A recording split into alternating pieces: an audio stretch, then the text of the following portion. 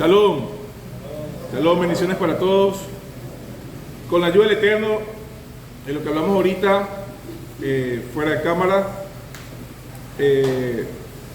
quiero hacer un anuncio para las redes sociales. Fíjense, lo que vamos a hablar el día de hoy es quizás en respuesta a muchas de las preguntas que han venido haciendo por el canal y se va a aclarar puntos muy importantes de qué es Congregación Eben Ezer, cuál es nuestro norte, cuál es nuestro pensamiento, cuál es nuestra posición ante el rabinato, ante el pueblo de Israel, qué somos, quiénes somos. Le invito de verdad a que vean el video hasta el final. Van a ser respondidas muchas preguntas frecuentes dentro del canal y se va a aclarar mucho el punto de qué somos, quiénes somos y cómo nos manejamos en Congregación Eben Ezer, que tiene, para que sepan, más de aproximadamente 30 años de trayectoria en el pensamiento del judaísmo. No somos moda, no somos mesiánicos, para nada. Tenemos un pensamiento torático, rabínico, de parte del pueblo de Israel, y quédense hasta el final del video para que puedan comprender un poquito la identidad de lo que somos nosotros, ¿sí? Vuelvo, Shabbat Shalom. Vamos a tocar el día de hoy, con la ayuda del Eterno, dos temas. El primer tema es Bereshit versus Shemot en lo que es el Shabbat, la parte emocional, la parte espiritual, lo que corresponde al pueblo de Israel, lo que corresponde a las naciones, y cómo la Shekinah del Mishkan tiene alusión de los 4 elementos principales, que son oro, plata, bronce y el aceite, el shemen de las lámparas de la unción. Esperemos poder llegar hasta el final de las dos partes de la clase del día de hoy. La porción de la lectura que vamos a tener para allá, que es doble, para allá Vayeskel Pekudei, es bastante corta, y les explico por qué. La parashá tiene muchos elementos que ya se han tocado en parashot anteriores. De hecho, hoy es como la especie de el resumen, la compilación de todo lo que se hizo en las parashot anteriores, todo lo que se trajo, qué cantidad. Sí, hoy es como el cierre. Por ende, se hace como una especie de inventario de todo lo que ya hemos vivido, todo lo que ya ha pasado dentro de las parashot anteriores del libro de Shemot. Ahora bien, hay mucho tema, muchísimo tema a nivel de sentidos, de significados, mucha información sobre lo que es estas dos parashot, que por cierto, con la unión de estas dos parashot, porque hoy es Shabbat a Jodesh, se unen estas dos parashot, dando apertura a lo que va a ser las fiestas que viene, que faltan 18 días para la fiesta de Pesach, y bueno, después la cuenta del Omer y algo así. Hoy voy a hablar un poquito de eso también, con la ayuda del Eterno. Entonces no vamos a entrar a detalle en cada uno de los elementos, ni qué se hizo, ni la lectura de... Ya escuchamos la parashá esta mañana cuando la leímos, ¿verdad? Sí. No vamos a entrar en esos temas. ¿Qué vamos a analizar el día de hoy? La diferencia que hay entre Bereshit 2.3, cuando el Eterno da el Shabbat, dice que Él cesó de toda la obra de la creación, de todo lo que había hecho. No cesó porque Él estaba cansado. Cesó porque esa es la forma de expresar que el Eterno detuvo la expansión de la creación y ya estaba hecha toda la creación. A Él decir descansé de la obra de la creación, no está hablándose de que Él está cansado, porque Él es Akado Baruj, Él es eterno, sino que detuvo la expansión de lo que es la creación para darle un alma. Era necesario detener la expansión de la obra de la creación para que entonces pudiera entrar el alma de lo que lo iba a habitar, que es el ser humano. ¿Quién iba a cumplir con todas las normativas si no había a quien darle las ordenanzas? Eso fue lo que se detuvo. ¿Ok? Entonces, dice el Ramban Nachmanides en su obra Orach Hayim que enseñó el Eterno a detener la obra de la creación para darnos a nosotros límites de que no todo el tiempo hay que hacer, hay momentos para detenernos, porque la obra de la creación no fue hecha para Él, sino para con nosotros. Para nosotros fue creado el mundo, para nosotros fue creada la materia. Hashem, aunque habita, porque Él es Sobe Kol Almi, Memalé Kol Almi, Él está por encima de todos los mundos y envuelve todos los mundos.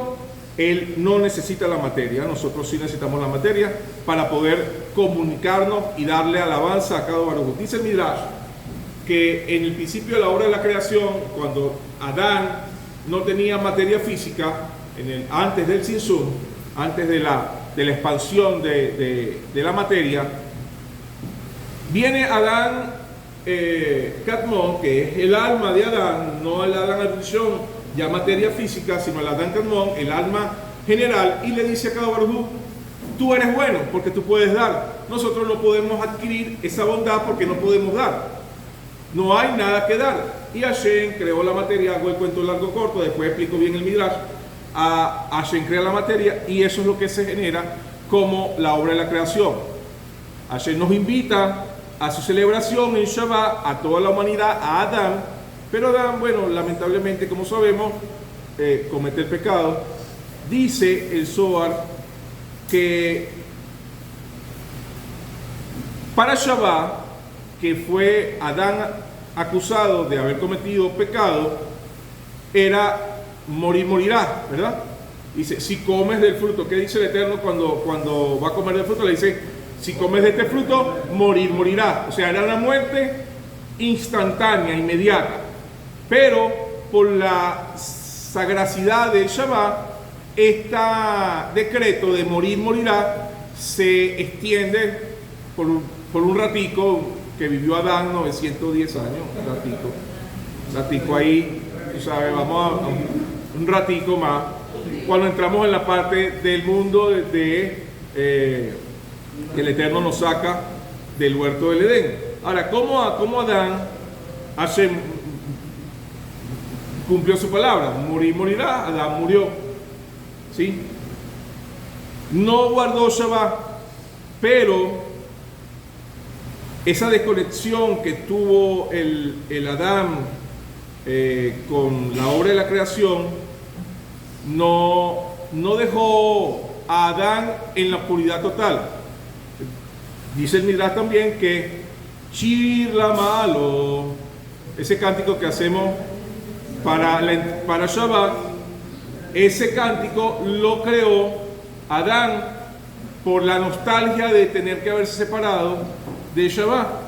Entonces, ese cántico que nos enseña los sabios del pueblo de Israel, que leemos constantemente en Shabbat, fue diseñado por la nostalgia de Adán al momento de salir del huerto del Edén. Ahí vemos que se despertó también un estado de conciencia, de anhelo, de querer habitar en la presencia de Kabarjú, no a nivel de pueblo, sino a nivel de humanidad. ¿Sí? Ahora, voy un poquito rápido. También dice, con relación a Noah, que Noah cada 7 días mandaba la palomita cuando estuve en el arca, mandaba cada 7 días la palomita. Y los sabios entienden que los hombres primordiales tenían noción de lo que era Shabbat, pero que no guardaban la ley como tal, ¿sí? Esa es la diferencia. Ahora, cuando llega ya el mandato de Akadosh Baruj Hu en esta parashá, ¿qué dicen los primeros versos de esta parashá? En el capítulo 35, 1, 2, 3, ¿qué dicen? Como no sea toda la congregación de los de Israel, que estas son las palabras que habla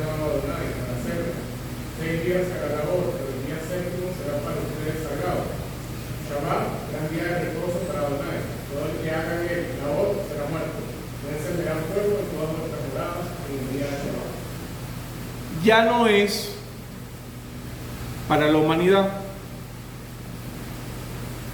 A partir de este pasaje, el Eterno lo da como estatuto, como ordenanza para con su pueblo. ¿Por qué ya no es para la humanidad? Porque cuando Noah sale del arca, que entra al mundo donde el Eterno nos dejó, le dice, día y noche trabajarás. No dio día de descanso. Para la humanidad, día y noche trabajará. Para el pueblo de Israel, el Eterno en esta parashá está haciendo un corte, una diferencia entre lo que son las demás personas, los demás seres humanos y su pueblo, porque Él quiere restaurar toda esta estructura que tuvo con Adán en un principio de convocarlo a hacer una reunión. ¿Por qué dice que morirás? Porque precisamente eso fue lo que le pasó a Adán cuando incumplió y no esperó a Shabbat para comer el fruto del árbol de la vida. ¿Qué es el fruto del árbol de la vida? La Torá. Ya tienen la Torá. Ahora están obligados. ¿Quién recibe la Torá? Solamente el pueblo de Israel. Dicen los sabios que se proclamó la Torá en los 70 idiomas de las 70 naciones, pero solamente Israel la recibió. Por ende, entonces el mandato fue dado al pueblo de Israel. ¿Sí? Bien. Ahora, en Shabbat hay 39 melajot, 39 restricciones de trabajo que el Eterno le dio a los sabios del pueblo de Israel, que está eso está en el tratado de Shabbat, en el primer capítulo del tratado de Shabbat. Están las 39 melajot que el pueblo de Israel no hace, como no atar y no encender fuego. A eso aplica el no encender una luz, no grabar un video, no escribir, ¿sí? Todas estas son melajot que Am Israel, el pueblo de Israel, no hace. Actualmente no hace. ¿Sí? Ahora bien, estas 39 melajot son alusión a las 39 restricciones de trabajo que se hacían cuando se estaba haciendo la construcción del Mishkan. Ahora, ¿por qué el Eterno, antes de empezar la construcción del Mishkan, nos viene y nos habla del Shabbat? Para que nosotros entendamos algo. La materia, lo físico, es perecedero. Santificar el lugar es importante. Por eso se elaboró tanto material de información para lo que es la construcción del Mishkan. 15 capítulos tiene el libro de Shemot para explicar la construcción de Shabbat, y nos da 3 pasuk para decirnos que guardemos Shabbat. 3. Estos 3 pasuk, que están antes de la construcción final del Mishkan, nos vienen a decir que para el Eterno santificar el tiempo es más importante que santificar las cosas. ¿Qué pasó con el primer templo? Destruido. ¿Qué pasó con el segundo templo? ¿Qué pasó con el tercer templo? Estábamos todavía ahí viendo cómo hacemos para construirlo. Pero por favor, Manuel, te voy a lanzar el lápiz. A ver, Alila, que no lo permita. Ajá. La materia, lo físico es perecedero, aunque hay que embellecerle el lugar y todo lo demás. El Eterno nos quiere enseñar que lo primero que hay que santificar es mi tiempo.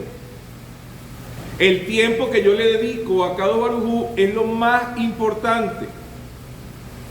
La calidad y la cantidad.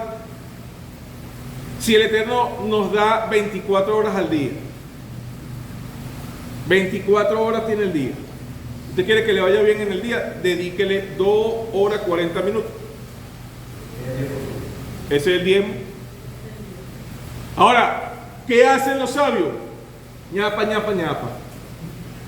Claro, ¿cuánto te tardas tú a hacer un shaharí?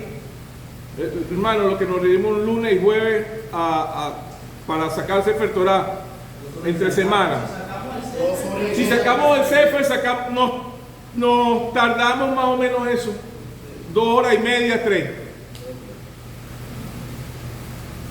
Pero eso es lunes y jueves y los demás días. Es que a mí me dan nada más 24 horas el lunes y el jueves y los demás días.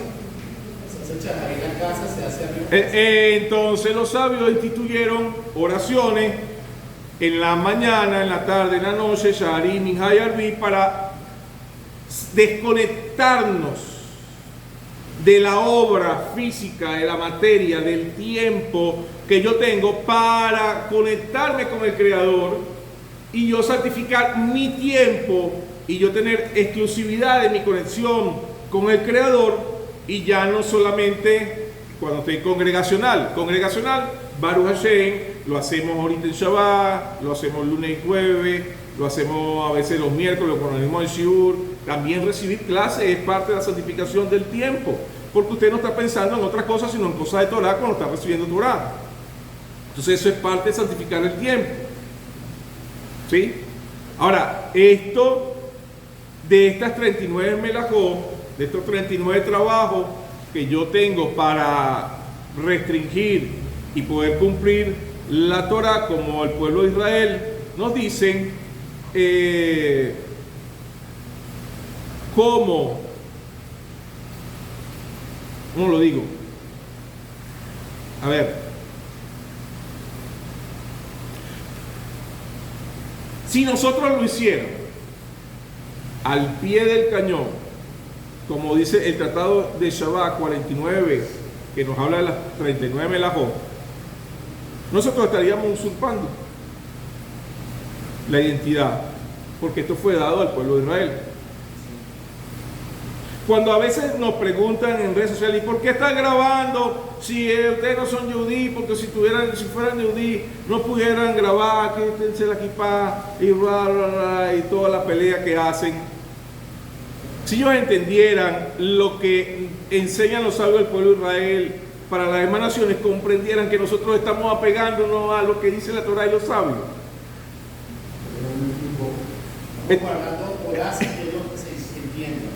Sin que ustedes entiendan, pero lo quiero explicar el día de hoy para que ustedes descansen, tengan shalom, porque Tejilín 67 dice que todos los pueblos van a reconocer que Akadosh Baruj Hu es uno. Todos. Nosotros nos le estamos adelantando.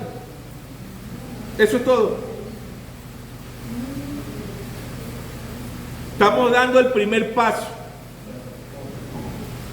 Hay cosas que nos faltan madurar, hay cosas que todavía nos faltan alinear, porque esto está en transición de crecimiento, de evolución.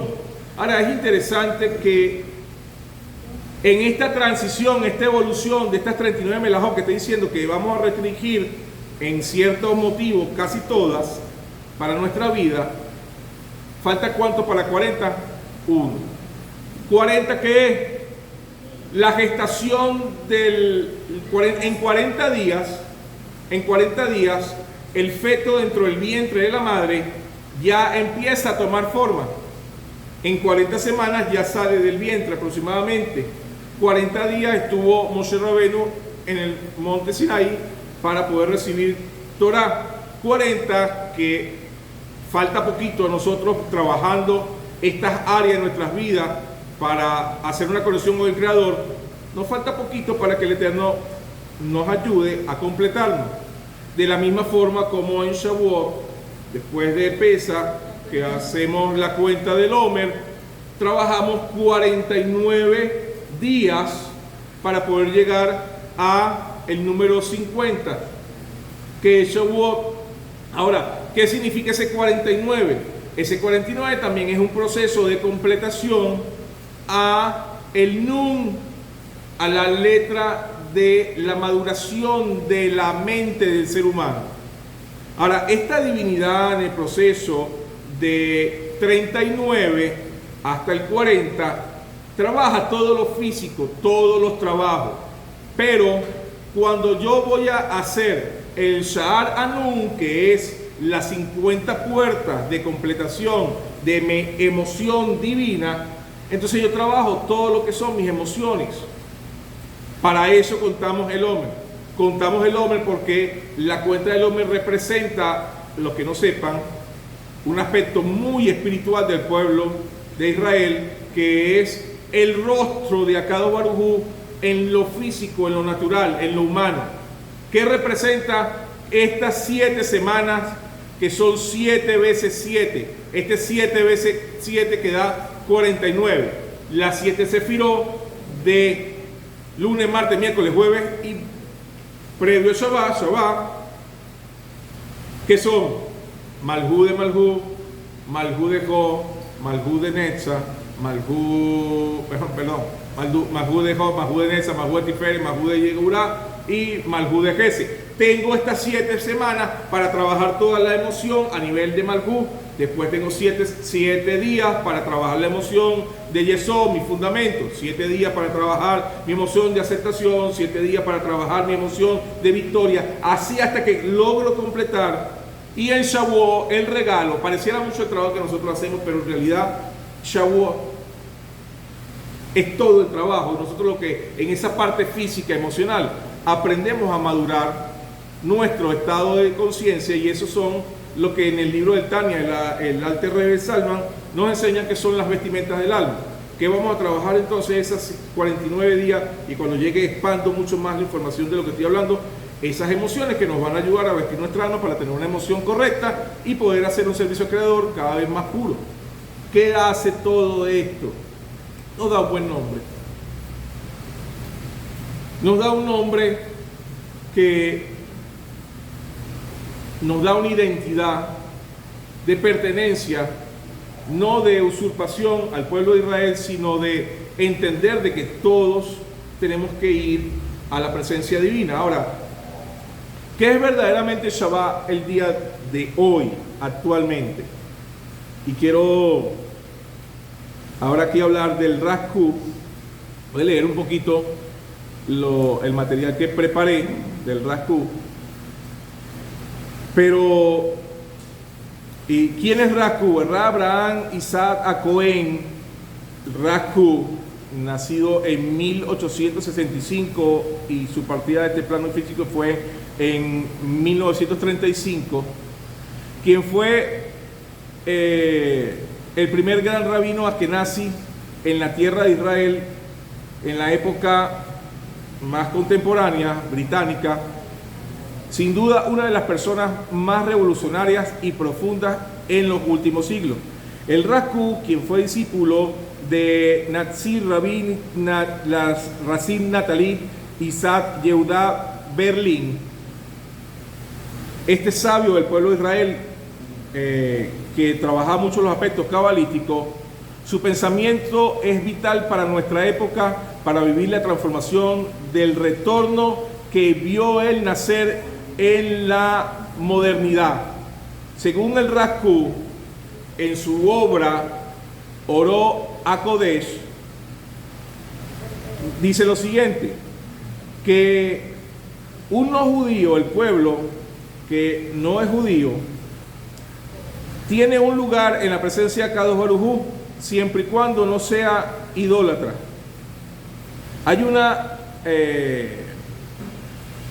expresión del Raskú para con las demás naciones que dice: el amor, este es un mensaje que le da Raskú al pueblo de Israel, el amor de la humanidad debe ser arder en el corazón del judío, no como un sentimiento vano, sino como una obligación espiritual que elevará a toda la línea de Adán.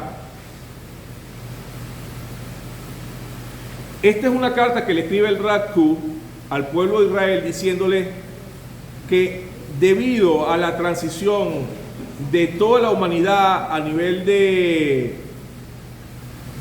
lo que fue la diáspora del pueblo de Israel, cuando hubo la destrucción del segundo templo, el pueblo de Israel tuvo que cerrarse a construir alajó para no perder la identidad, para no perder Shabbat, ya no teníamos tierra, el pueblo de Israel ya no tenía tierra, ya no tenía dónde habitar. Todos los sabios del pueblo de Israel tuvieron que enfocarse en cómo cumplir entre ellos alajó y establecer normativas del lugar donde estaban para poder seguir haciendo un servicio al Creador. Por ende, las leyes de Noa, que ya estaban como cortejadas dentro de la enseñanza a las demás naciones, quedó frenada.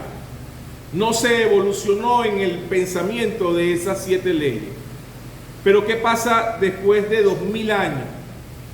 La humanidad, a nivel general, se ya estableció como normativas civiles no robar, no matar, crear cortes de justicia. Cada país, cada región, a nivel global, tiene jueces, normas, estatutos que protegen al ciudadano. No en todos los países se cumple, pero esa es la idea. ¿Sí? Hay una normativa establecida que cuando tú la cortejas con los primeros mandamientos de la Torá, son ética y moral. Y las 7 leyes de Noa son precisamente ética y moral. El pensamiento del Raku es que ya eso no es suficiente para la humanidad. Bueno, disculpa, pero él da a entender que ese cierre, ese cerco hace que la humanidad caiga de nivel. En cambio, cuando el pueblo de Israel toma en cuenta la humanidad, o ¿cómo se dice? Lo toma en cuenta, hace que la humanidad se eleve. Y eso yo creo que está diciendo ahí. Lo que trata de decir el Raku con el mensaje que le da al pueblo de Israel es que ya no es suficiente para las naciones las 7 leyes. No es suficiente. Eso es muy básico. Por ende, entonces él les pide al pueblo yaudí que evolucione, que haga una transición de normativas más amplias para que las personas que hasta ahorita han guardado las 7 leyes de Noa ahora conecten con un nivel espiritual. Continúa la expresión. Para dar respuesta a la búsqueda de las naciones, entre ellos otro sabio que actualmente está como líder del pueblo de Israel, él sí está vivo, el Ra Ouri Cherki, una de las autoridades más importantes en Jerusalén a través de la organización Brit Olam, enseña que el Bene Noa, el no judío, no debe ser observador pasivo, sino un socio en la santidad. El Rab Cherki dice, significa que la línea del Raku sostiene que las naciones deben desarrollar su propia liturgia y su propia conexión con Shabbat, reconociendo que el creador del mundo es uno. Esa es la base fundamental. Ahora, asimismo también hay otro sabio del pueblo de Israel, un jaján del pueblo de Israel, el rabino Lord Jonathan Sach, que también es fundador de ciertas organizaciones en universidades en Israel, que argumentan que el mundo está globalizado y que merece el Shabbat para poder establecerlo como regla humanitaria, ya no perteneciente solamente a leyes técnicas del pacto, sino que está hablando incluso de cómo el Bene Noa, que guarda el Brit, que tiene Brit Milá, es parte fundamental de lo que viene a ser el desarrollo de la identidad del Adán, de la restauración de la humanidad. Ahora, Israel actúa como un corazón que bombea la sangre espiritual, la halajá, pero las naciones son el órgano. Este es lo que dice el rabino Lord Jonathan Sach, que Israel actúa como un corazón que bombea la sangre espiritual, la halajá, pero las naciones son el órgano que permite que esta vida se mantenga en toda la tierra. El Shabbat, en la versión de Raku, es el punto de encuentro en el judío que guarda los mandamientos y es llamado a la enseñanza, y el Bene Noa evolucionado que acepta la luz para santificar su propia existencia.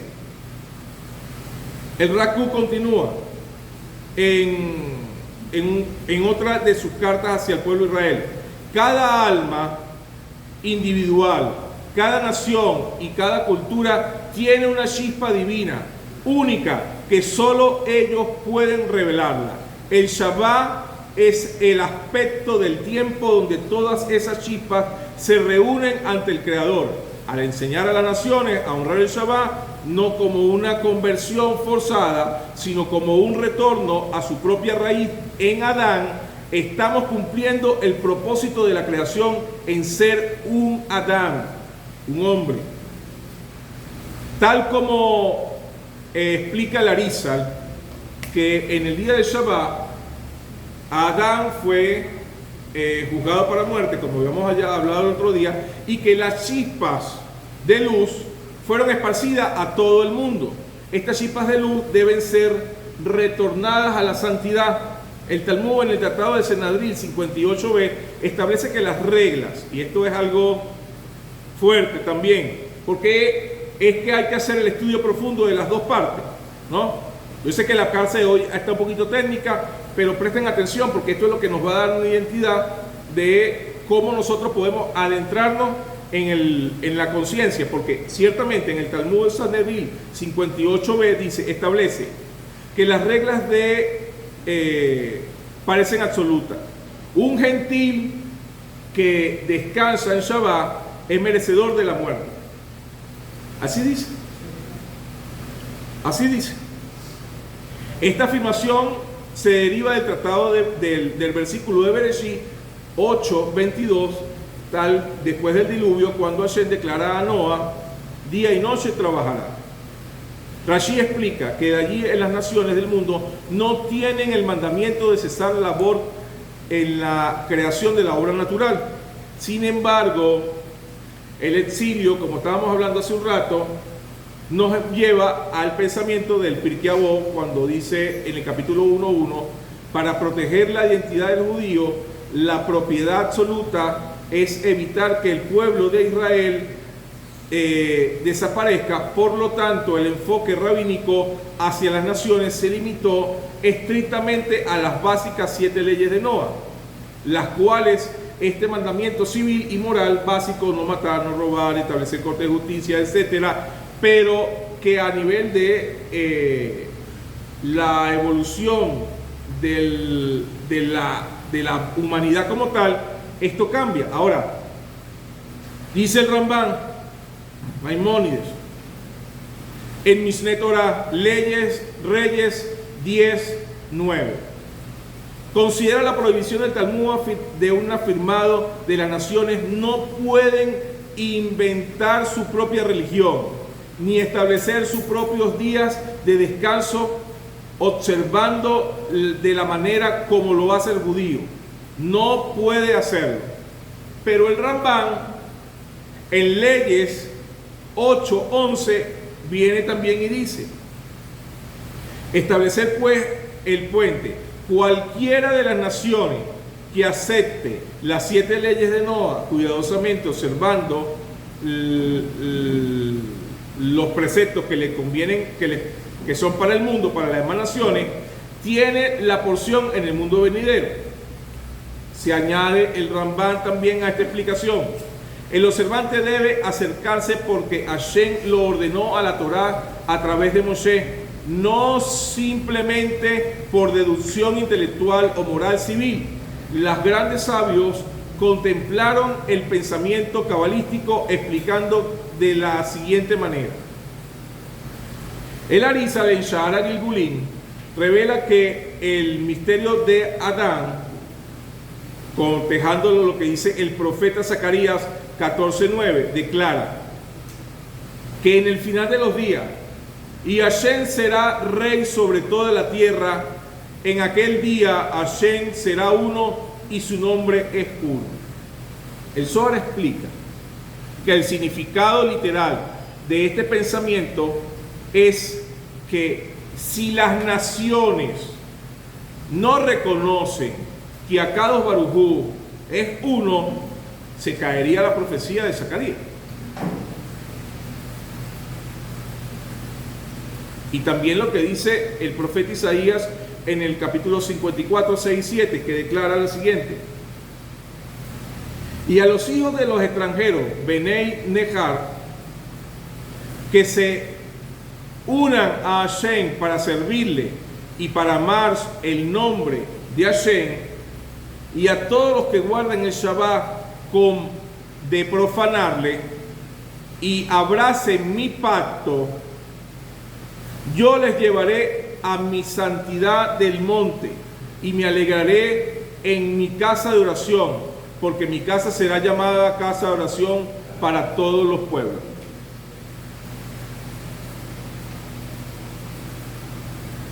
Este es el argumento y la base del Raku para escribir las cartas que escribió.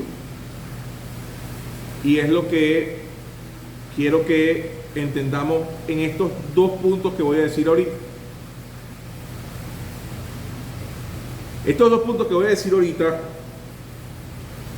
tienen que de una forma empezar a ser nuestra base de pensamiento para que podamos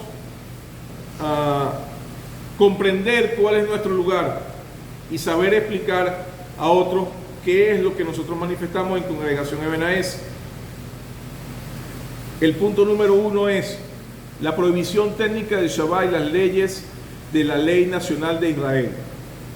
Lo que el Talmud en el Tratado de Sanedrín 58b prohíbe que uno judío establezca el Shabbat como una obediencia religiosa dogmática, asumiendo la cesación de las 39 melajot que hablamos hace un momento, exactamente como un judío, pues esto sería usurpar el anillo de boda exclusivo del pacto del monte Sinaí entre Hashem e Israel. ¿Estamos claros en eso? No podemos hacerlo tal cual. ¿Qué sí podemos hacer? La participación espiritual de Shabbat en la humanidad. Sin embargo, a un no judío, a un Benenoa, tiene total permiso e incluso es encomiable en la era del mesiánica que reconozca que Hashem creó el mundo en 6 días y descansó en el séptimo. El Benenoa puede dedicar el séptimo día para la reunión y estudiar la sabiduría de la Torá, orar al Creador, hacer obras de bondad y elevar su conciencia espiritual siempre y cuando realice conscientemente alguna labor, como hacer el live, encender una luz, prender el ventilador. Ahí nos hacemos un buen nombre y estamos cumpliendo lo que dice Tehillim 67:4. Te alabarán los pueblos, oh Elohim, todos los pueblos te alabarán.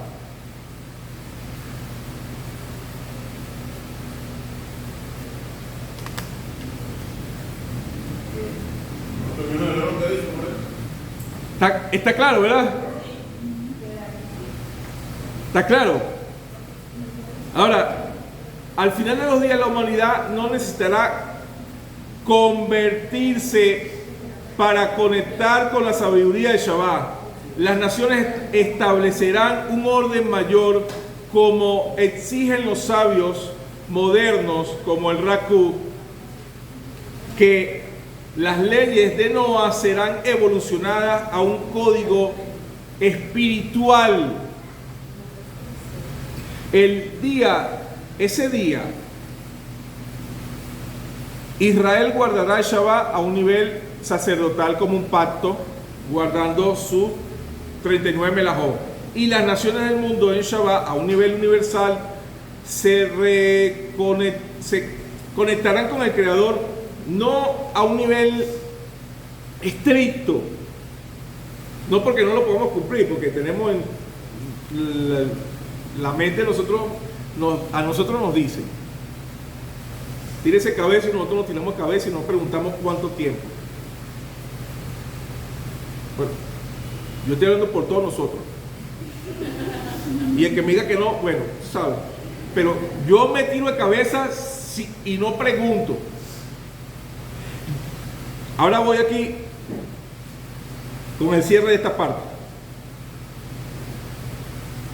Con esta actitud de pensamiento. Es más que claro que probablemente, así como ya de aquí han salido familias que han hecho aliyá con el pueblo de Israel, de aquí, de congregaciones de Benaeser, han salido familias que ahorita están viviendo en Israel, hicieron aliyá y ya hicieron familia, familiares de nuestro hermano Manuel más que todo, que también han estado en Israel, la hermana Abishá también. Créanme que con este pensamiento probablemente se abran muchas puertas para que los que ya han estado preparándose, los que ya han estado cumpliendo ciertas normas, no por obligación, como dice lo que acabamos de leer, no por obligación, sino por convicción de corazón, y que ya para nosotros es algo natural, ¿qué podemos hacer aliyá? Yo sé que sí,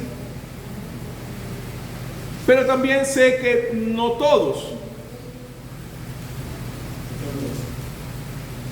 y que podamos entender de que si pasas o no pasas, si eres o no eres Yehudí, tienes un lugar, no solamente por la enseñanza que está dando el Raku, sino porque está escrito en los profetas. Porque los sabios de Israel nos lo mostraron con el estudio que tuvimos hoy, nuestro lugar de pertenencia hacia lo que debemos comprender de hacer. Mientras que nos mantengamos en no idolatría, no mal servicio al Creador, que Hashem es uno y no hay nadie más, el Eterno va a dar recompensa. Tenga bitajón, tenga memuná en el Creador de que su esfuerzo va a ser recompensado siempre. Y puede que nosotros no lo veamos, pero que lo vean nuestros hijos, que lo vean nuestros nietos, y que este mensaje del día de hoy pueda haber dejado claro en muchos los aspectos de lo que es congregación de Benaeser, cuál es nuestro proceso, de dónde estamos apoyados, dónde nos estamos asesorando para poder hablar de Shabbat, para poder hablar de Torah, y que tengan shalom. Bendiciones para todos. Terminamos la primera parte.